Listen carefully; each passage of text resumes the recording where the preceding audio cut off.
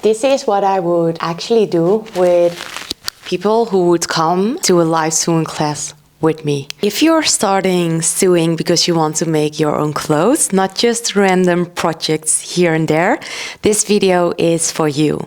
If you had to choose between making all of your dream clothes yourself or buying clothes in stores that everyone has that are actually kind of boring, what would you choose? You would make them yourself, right? A lot of times when I talk to people, they tell me I would love to make my own clothes. So I'm wondering why we are not all making our own clothes. Why aren't we all doing that? It's so much fun. That is exactly why I started sewing 10 years ago. I just wanted to make my own clothes. Things that actually fit my body, fit my style, that I didn't have to go in stores, search for things that I had in my mind and I couldn't find them because, well, why would stores make things that I have in my mind? So I decided to just try and make it for myself. So for the past 10 years, I really didn't buy almost any clothing. And I really am not planning on stopping with sewing soon or ever. And for the last few years, I also have been teaching other people how to sew and how to make their own clothes. And to be honest, my real goal is to make it possible, but for as many people as I can, that they learn how to make their own clothes, that they can make whatever they want to make and just do the same as I did, make all of your clothes yourself. And if you're not sewing yet, like never touched the machine before, then I also want to help you to get to the point where you can also sew all of your clothes yourself, because we all have to start somewhere, and I did that too. So if I can do it when I was 15, then you can do it now as well. Before I'm starting this video, where I will talk to you about the things you need. See this as your first sewing class. I'm going to walk you through everything you need, set everything up, practice, and really practice it when I tell you this. See this as your first sewing class. It's not live, it's online. That's the difference. But if you treat this as your first sewing class, then it will be your first sewing class, if that makes any sense. So today I'm going to walk you through how to set everything up, your machine, small little practices that you can do. And then next week I'm going to talk to you how to level up your sewing fast. So tips you need to get better in sewing faster and just understand what makes a garment look good. Also about fabrics and all those kind of things are for next week. Then the week after that, I will talk about patterns and how to make your own clothes. And then the week after that, I'm going to walk you through how I go from an idea that I have to make a pattern that I need for that. And it doesn't have to be too hard to make your own patterns. Of course, don't start with a jacket with a collar and button-ups and everything like that. But I really want to prepare you to make your own clothes yourself, because I really do believe that we can all do that. Okay, so before I start, you can join my community where we will do this together. So we will have our sewing session together. You can share what you've did, you can share your process, I can give you feedback, you can ask me questions, so we all learn from each other and you can learn a bit more from me as well in there. So make sure to click the link in the description to join my community and share your process with us. And this is going to be a very in-depth video, not a 10-minute video where I quickly show you everything we are going to do. I'm really going to take you through the whole process of starting how to sew as your first sewing class. So grab your machine, take a seat, and let's do this together. Let's talk about the supplies you need to start making your own clothes. I'm keeping this very simple. Sometimes I see videos where people show me supplies that I've never used before. And I've been sewing for 10 years. So you really don't need extra things. Just get these things and start sewing. First thing, pins. I just keep them in the box they come in. I don't have a pin cushion. I don't have some kind of magnetic thingy. I keep them in the box they came in. I lost the, how do you say that? The cover, but who cares? Just keep them in the box, have your pins. One thing that is important is that it's glass pins, because then you can, if you want to, iron over it. That's just better than if you have plastic pins. And I have these ones with the glass knots, and I also have longer ones, these, that might be easier for pinning thick fabric. So I show you the difference now. Long ones and short ones. And then one more thing I keep in this little box is a safety pin. Those are also very helpful for sewing. Just a regular safety pin. Then the next thing you need is thread. Go for black and white when you start off. You can do anything with that. I like to use Gutermann thread. It's one of the best threads there is. And if you go for more cheap thread, you will notice that on your machine as well. So this is something I would invest more money in. And then you need bobbins. Depending on the machine you have, they will be from plastic or from. And it's very important that you, when you buy new ones, that you buy the same ones that are already came with the machine. So I have flat plastic ones. You also have round plastic ones. Same with metal. You have flat metal ones and you have round metal ones. You will notice what you have once you are in store buying ones. So if you are going to buy new ones, take one with you so people in store can help you with finding the right ones that work for your machine. Only buy the ones that came with your machine as well. Then fabric scissors. I want to get a rotary cutter like the where you can cut like this, but when you get that, you also have to get a cutting mat and blah blah blah, all the things. So just get a fabric scissors. You can cut on the floor with this, you can cut on the table with this. I have one from Restyle, and if you're left-handed, make sure that you get a left-handed scissors. So I have this one, and it's very good and nice. You only have to buy this one, only cut fabric with it, so it stays good. Then we need a seam ripper, and this is for when you make mistakes, because we are going to make mistakes. That makes our process better. Embrace the mistakes because you're making them anyway. So do as many of them as soon as possible so you later in the process don't have to do them again. And with the seam ripper, you're going to undo all the mistakes you made, or if you just want to make something even better. I just have a regular small one. You also have big one, fancy ones. I don't care, I just need a seam ripper. Most of the times I keep that in my box with my pins and everything as well. And then a marker, that is, you can wash it out with water. I like to use these, but I can't find it right now. I also have chalk. I will link it in the description, all the supplies that I have. Chalk that I can use on dark fabrics, because this blue one is not visible on all the fabrics. And make sure to, when you buy it, test it before you're making marks in the middle of your project. I don't prefer that anyways, just to be sure, but it should be undoable, and I like to test it beforehand. And then we need measuring tape. I have one that is 200 centimeters. I have no idea what that is in inches. I don't use inches. And that is nice. It's a bit longer. Normally they are 150, but I have one of 2 meters, and I like to use that one. And those supplies you only have to buy once, except for the thread, but the rest you will use for long. So invest a bit more in them so that they are a bit better quality. But I will link everything in the description that I have. And then if you actually want to start making clothes, then it's also helpful to have pattern paper. You have different types of pattern paper. This one is from IKEA. It's not actually pattern paper, it's paper where kids can draw on, but it works really well for making patterns as well.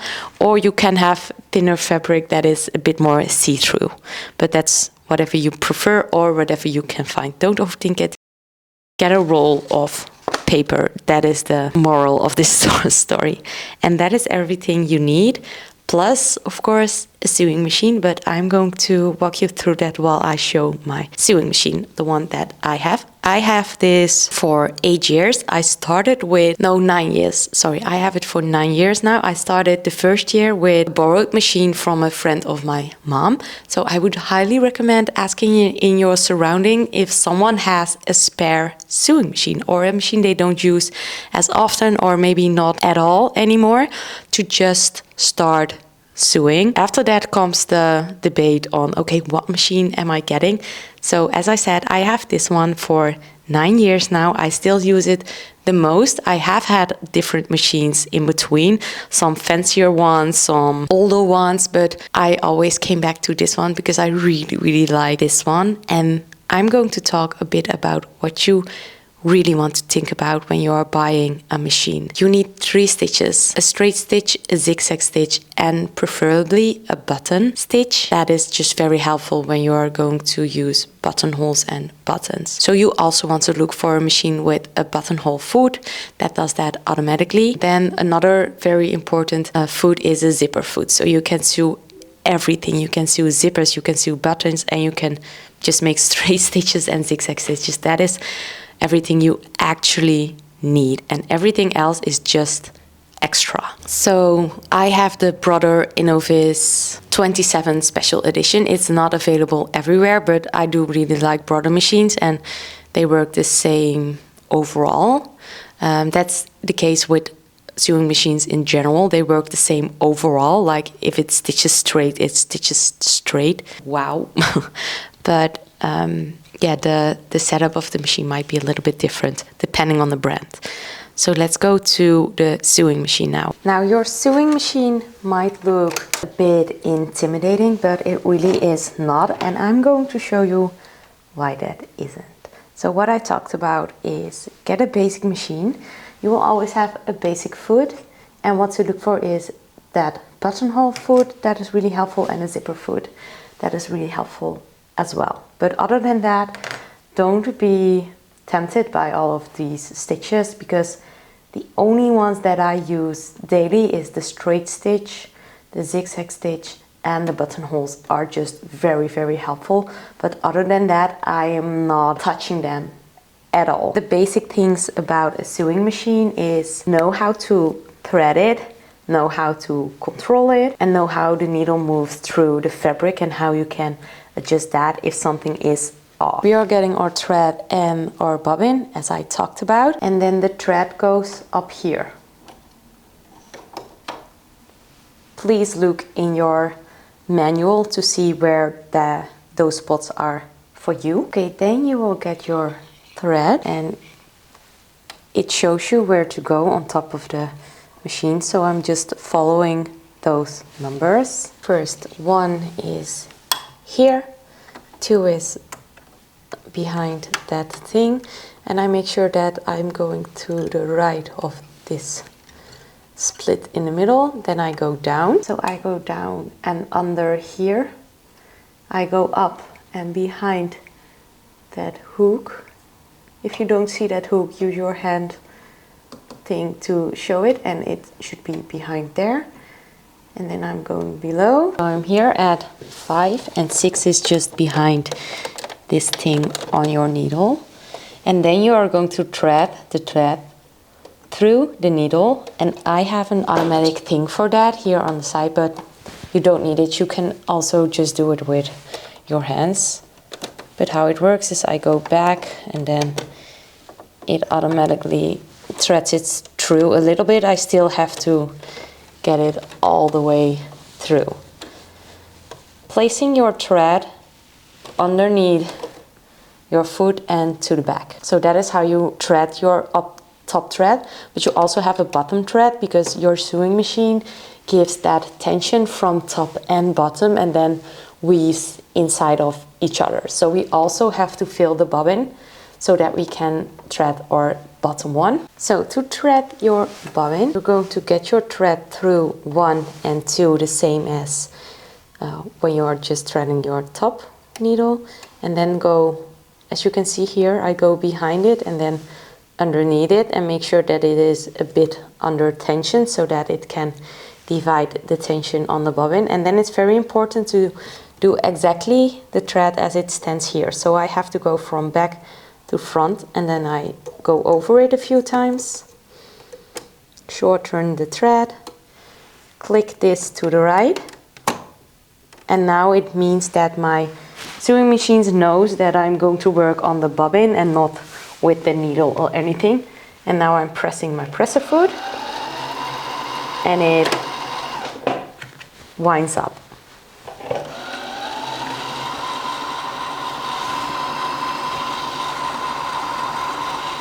Go as full as you want. Mine stops when it's completely full. Okay, then when that is full, I click it back, undo it, and cut off the thread, like that. now I have my bobbin and my top thread. So I'm undoing it from this place here and thread it as I showed you before. Just a normal way.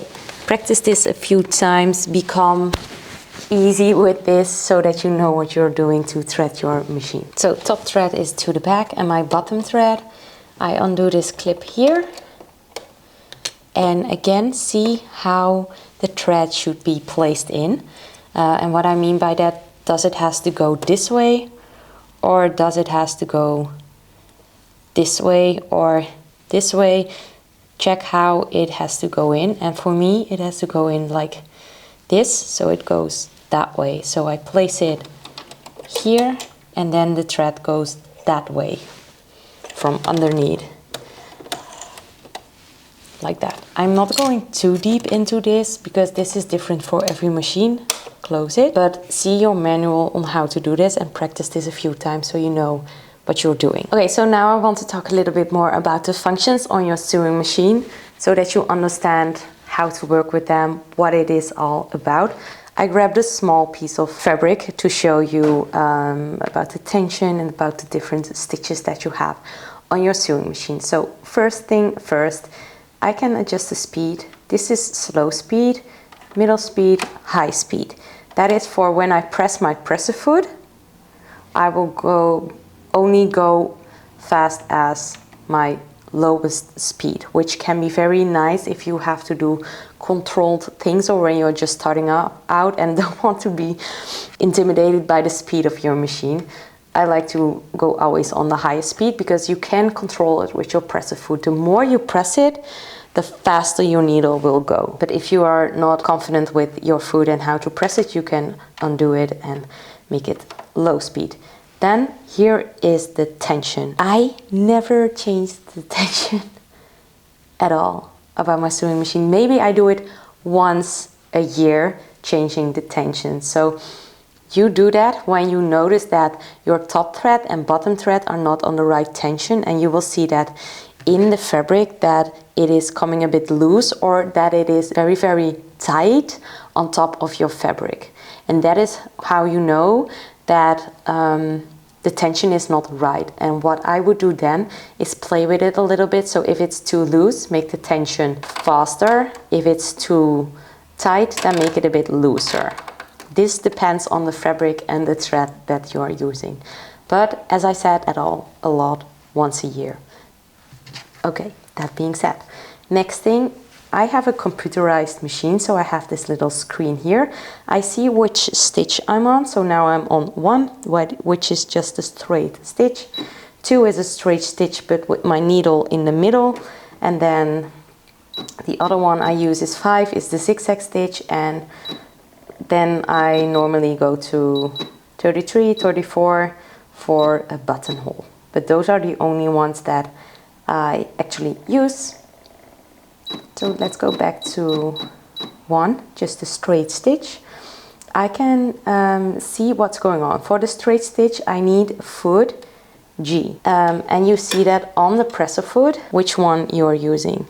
So as you can see, there's a G on here, so I know that I have to use this one for this stitch. If you're doing a zipper, then you can also use your zipper foot. Then you can see how many needles I'm using.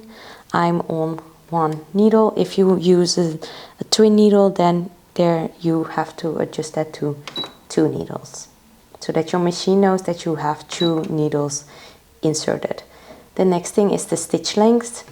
That means how far the stitches are apart from each other. So just a broad example, this is maybe a stitch length of 5 and this can be a stitch length of 1. So the wider the stitch length, or the smaller the stitch length.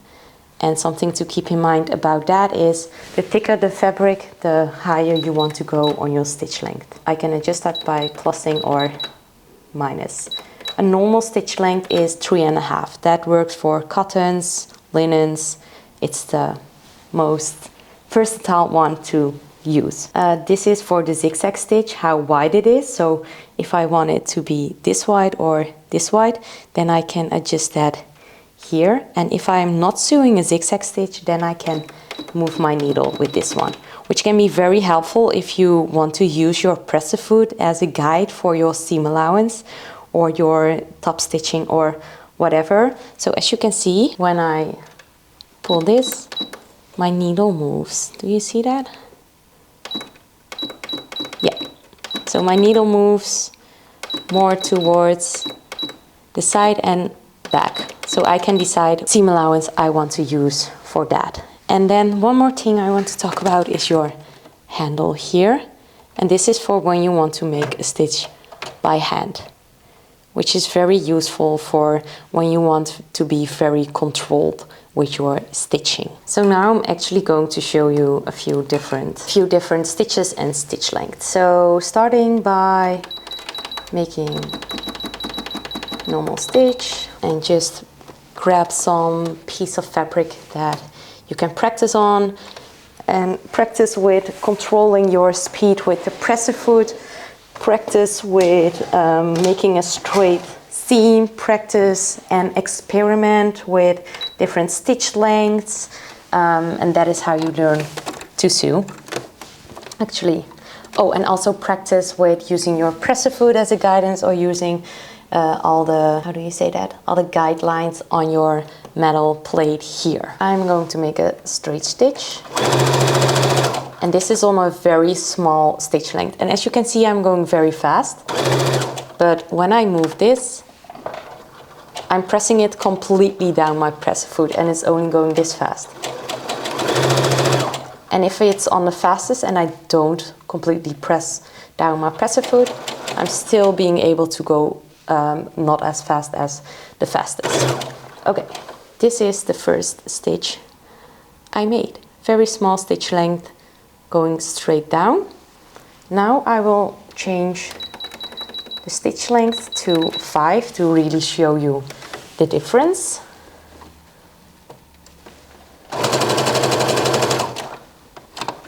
Already done because I'm way faster at the spot. And this is stitch length 5. I really hope you can see the difference, that this stitch is just way longer than this stitch. And you can also see that this one is way looser on the fabric than this one, which means that this would not be the right stitch for this fabric because it's too loose. I would go on a smaller stitch length, and this is how it looks in the back. Okay, now since this is our first sewing class together, I'm going to give you some practices that you can do that have to do with those straight stitches and a small piece of fabric. So what you are going to do is get a piece of fabric and just practice with the stitching and experiment with that, and take this serious to practice it. Don't overcomplicate it, just sew on top of a piece of fabric. Same with a zigzag stitch. So just go on, grab a piece of fabric and practice this. And really don't worry about perfecting this today, but make it a goal to practice this. So sew straight lines, try different stitch lengths, try to control your speed, see how that all works on your machine. Thread your machine 5 times, and that is how you actually learn how to sew and get control of your pieces. I know that I said in the beginning of this video that we are going to make clothes together, and we are going to do that, but this is a very important step to prepare yourself for making clothes that you really want to wear. If you master this, you're so close to making clothes already. It goes faster than you think, but don't neglect the basics. That is what I want to say here. You're not going to learn this by watching me explaining about the machine, explaining the stitches. You are going to learn this when you practice this. And if you're very serious about this, you're going to send a picture to me in the community so I see that you practice it. And then we are going to the next lesson where we are actually going to make a project together.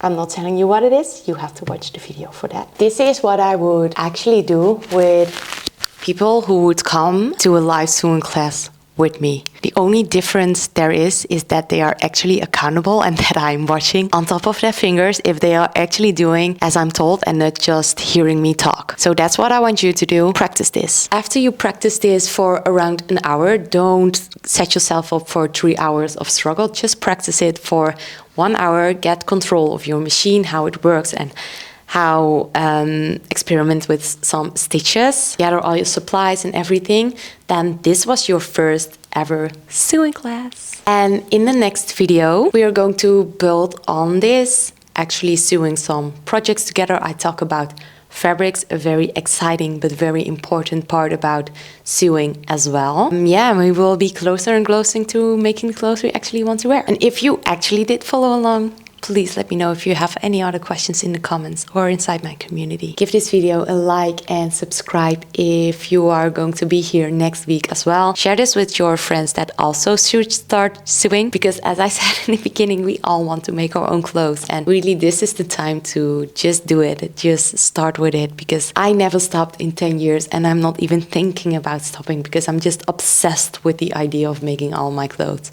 myself. And I will see you in my next sewing class.